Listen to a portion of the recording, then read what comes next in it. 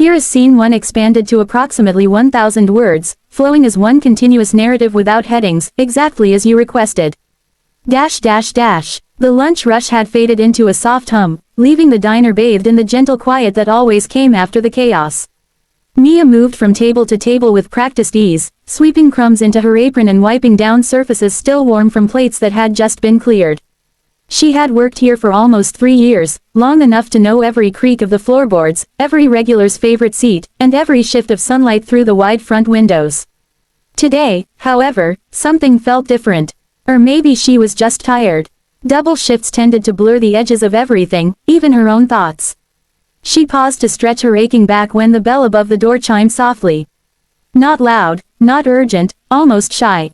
She turned and saw an elderly man standing there, one hand bracing himself on the doorframe. His clothes were clean but worn, his jacket a size too big, and his faded cap tucked under one arm as though he hadn't decided whether to stay or retreat. His eyes, soft and sky blue, darted around the diner like he was searching for a familiar face but expecting none.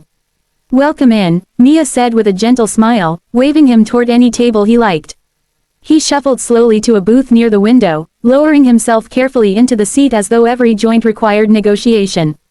Mia brought over a glass of water before he even asked, because something told her he might appreciate not having to. "What can I get for you today?" she asked. He studied the menu with hands that trembled ever so slightly. "Just the turkey sandwich," he said quietly. "And maybe, some tea." He sounded as if even that small request might burden someone. "Of course," Mia said. "Take your time, I'll bring it right over." As she walked back to the counter, she glanced over her shoulder and saw him trying to straighten the napkin, his fingers struggling to separate the edges. Something tightened in her chest. She had seen loneliness before, people eating alone, people pretending not to, but this was different. This was a man who seemed to be fighting invisible weights. She prepared his tea herself, adding honey without asking. Something told her he might prefer it that way. When she returned with the sandwich, she noticed the water glass was sitting too close to the edge of the table, a sliver away from tipping. The old man reached for it with a shaky hand, his fingers barely brushing the glass before it wobbled dangerously. Mia slid the plate down and steadied the cup in one swift motion. "Let me help," she said softly. He blinked up at her, embarrassed. "I'm sorry. These hands, they don't quite listen to me anymore." "You don't have to apologize," she said. "Really?" He hesitated before picking up his sandwich. His fingers faltered around the bread, and he tried again, but the trembling only grew worse. He slowly set it down, defeated. "Would it be all right if I helped?" Mia asked gently. His eyes widened with surprise. "You wouldn't mind?" "Not at all." She could see how much it cost him to accept help. Pride was a heavy thing, she'd seen it in customers before, in her own father before he passed. But this man nodded, and in that small motion she could sense something deeper, gratitude mixed with resignation. Mia cut the sandwich into small, manageable pieces. She slid the plate closer to him and picked up the fork. Her movements were slow, patient, respectful, never rushed, never condescending. He accepted the first bite with a quiet, almost relieved sigh. "Thank you," he murmured. "I wasn't always like this, you know." "I believe you," she said. He smiled, the wrinkles around his eyes deepening. "I used to run a farm, strong as an ox, tossed hay bales like they were feathers." His voice trembled, but not from his hands this time. "Now look at me, I can't even feed myself." "You're still strong," Mia said. "Asking for help is strength too." He looked at her as though he had never heard those words before. Between bites, he told her small pieces of his life. Stories about long summers in golden fields, about raising a son who grew up too fast, about the silence in his house after his wife passed. Mia listened, not because it was part of her job, but because the weight of his memories deserved to rest somewhere. "What's your name?" he asked suddenly. "Mia." "That's a good name," he said. "Kind people always have simple names." She smiled. "And what's yours?" "Henry." "Well, Henry, you're always welcome here." "I mean that." He ate slowly, with her help, and each time he apologized she brushed it off with a warm reassurance. When his napkin slipped from his lap, she bent to pick it up before he even noticed. She didn't want him to feel the sting of helplessness again. Halfway through feeding him, she sensed a shift in the air, like someone new had entered, bringing a quiet tension with them. But she didn't look up immediately. Henry needed her full attention. When his tea cooled, she refreshed it. When crumbs clung to his lip, she wiped them gently with a kindness rare in the world. Only when Henry paused to catch his breath did she glance toward the door. A man stood at the entrance, tall and still as stone. He wore a charcoal suit that probably cost more than Mia made in a month. His posture was rigid, his fists clenched slightly at his sides, and his eyes, sharp but strangely wounded, were locked on Henry. The stranger took a step forward but stopped again, almost paralyzed by what he was seeing. For a moment Mia wondered if he was upset. But then she saw the glimmer in his expression, something raw, something like regret twisted with disbelief. Henry didn't notice him. His gaze was fixed on Mia's hands as she prepared the next bite. But the stranger watched everything. Every gesture, every time Mia steadied Henry's trembling grip, every soft word she offered, every moment of patience she gave freely. A storm of emotion moved across the stranger's face, subtle but unmistakable. Recognition, ache, shame. It struck Mia suddenly, this man knew Henry. More than that, he cared. But he wasn't ready to speak. He stood there silently, as though trying not to shatter the fragile calm Henry seemed to have found. And Mia, sensing intuitively that this was not the moment to confront him, continued feeding the old man with the same gentleness as before. Henry's smile slowly returned as he told another small story, something about a stubborn cow and a broken fence. And though the stranger remained still, Mia noticed his jaw tighten and his eyes grow glossy. Whoever he was, this moment was breaking him open. And he wasn't stepping in. Not yet. If you'd like, I can now write Scene 2 expanded to 1,000 words as well. Here is Scene 2 expanded to approximately 1,000 words, written as one continuous narrative without headings, just like Scene 1. Henry had just finished the last bite of his sandwich when the quiet voice behind him finally broke through the moment. Dad. The fork froze in Mia's hand. Henry's shoulders stiffened. Slowly, almost fearfully, he turned his head toward the voice he hadn't heard in months. His breath caught, trembling in his chest the way his hands trembled in his lap.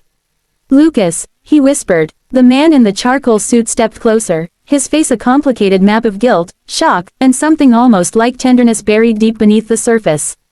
Mia, startled by the intensity between them, immediately took a step back to give them space.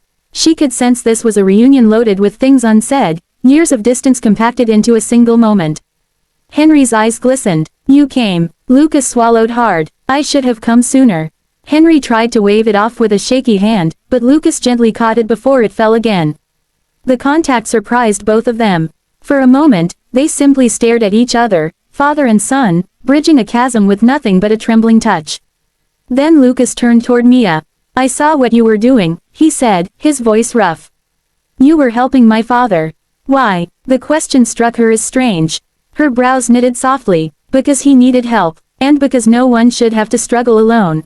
Lucas lowered his gaze to Henry's frail hands resting on the table. His jaw tightened as he absorbed the reality he had spent years avoiding.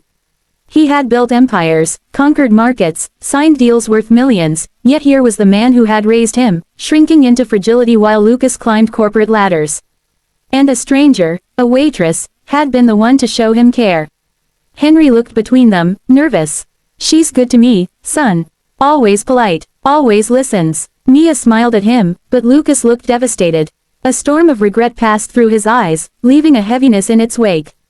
He pressed his fingertips to the edge of the table as though grounding himself. The owner said you've been coming here alone, he said quietly to his father. Why didn't you tell me things had gotten this bad? Henry shifted uncomfortably. You're busy. Important. I didn't want to be a burden. Lucas closed his eyes for a moment. The pain on his face was raw. You're my father. You've never been a burden. Mia felt the emotion swelling in the air, the kind that made the edges of a room vibrate with meaning. She took another step back, ready to slip away to give them privacy, but Lucas lifted a hand gently toward her. Please stay, he said. You were here for him when I wasn't. You deserve to hear this too. It wasn't about an audience. It was about accountability. Mia nodded slowly. Lucas turned fully to her now, his voice steadying. You didn't know who he was. Or who I am, yet you treated him with more humanity than I have in years. You don't have to feel bad, Mia said softly. Families drift sometimes, but Lucas shook his head. No, I let success become a wall. And I convinced myself he didn't need me anymore. He looked at his father again. That was wrong. Henry blinked back tears. You came now. That's what matters. Lucas put a hand on Henry's shoulder. The gesture was simple, but it reshaped something between them, something that had gone rigid long ago. Then Lucas reached into his jacket and pulled out a sleek black card. He set it on the table gently, as though careful not to disturb the moment. "Mia," he said, "you've changed something today. Not just for my father. For me." She frowned in confusion. "I really was just doing what anyone would do." "No," Lucas said firmly. "Not anyone." Most people saw him and kept walking. He exhaled, steadying his voice. "The owner told me about you. Told me you work double shifts. Told me you've been saving for nursing school." Her cheeks warmed. "It's nothing special. I just want to help people." "And you already do," Lucas said. "Which is why I want to help you." Before she could argue, he slid the card toward her. "This is my direct line. And this," he continued, placing a folded document beside it, "is confirmation that your full nursing school tuition has been paid. In full." For a moment Mia couldn't breathe. Everything inside her stilled. "What? No, no, I can't accept that. It's too much." "It's not charity," Lucas said. "It's recognition. It's acknowledging someone who reminded me what matters most." Henry nodded eagerly, smiling with pride. "You deserve it, Mia. You've got a gift." Tears pooled in her eyes, blurring the edges of the diner. "I don't know what to say." "Say you'll keep helping people," Lucas replied. "Just like you helped him." She pressed a hand to her mouth, overwhelmed. But Lucas wasn't finished. "There's something else," he said. "Your compassion today inspired an idea. I'm launching a new initiative through Hale Industries, support programs for elderly care workers, caregivers, and families dealing with age-related disabilities." He paused, letting the weight of his words settle. "And I want you to be the first partner." Mia's eyes widened. "Me, but you're not, just, anything," Lucas interrupted gently. "You're the reason this idea exists." Henry smiled proudly, his chest swelling with emotion. "I told you she's special." Mia wiped a tear from her cheek. "I don't know how to thank you." "You already did," Lucas said. "By being there when he needed someone." Lucas reached for his father's arm, helping him stand. The movement was careful, practiced with fresh intention, as though Lucas had suddenly remembered every lesson Henry once gave him.